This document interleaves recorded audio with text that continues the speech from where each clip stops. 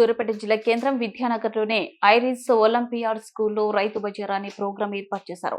చిన్న చిన్న పిల్లలు రైతు వేషధారణతో అలరించారు. ప్రస్తుత సమాజంలో రైతు పడే కష్టాలు, వాళ్ళు పండించే పంటల విలువ పిల్లలకు తెలియజేయడం కోసం ఈ కార్యక్రమం ఏర్పాటు చేశామని ప్రిన్సిపల్ బోర్డు అనసూయ అన్నారు. ఐరిస్ ఒలింపియాడ్ స్కూల్ పిల్లలు మనోవికాసం, నైపుణ్యం పెంపొందించే కార్యక్రమాలు ప్రతి ఏదో ఒక ప్రోగ్రాం చేస్తామని చెప్పారు. ఈ కార్యక్రమంలో స్కూల్ కరెస్పాండెంట్ మన్య మురళీధర్, ఉపాధ్యాయులు భవానీ, జ్యోతి, నవ్య, ఆస్మా, ఉషారాణి, సృజన, రాధిక, అటెండర్ సట్టు శ్రీనివాస్ తో పాటు తల్లిదండ్రులు పాల్గొన్నారు.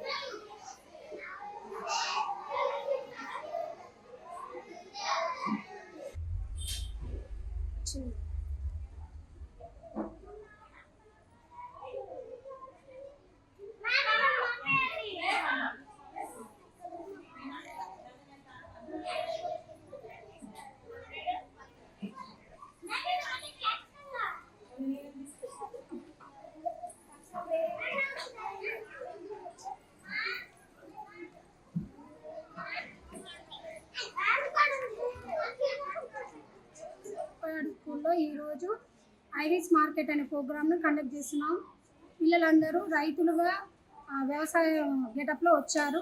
వ్యవసాయకు సంబంధించిన పనిముట్లు కూడా తీసుకొచ్చారు.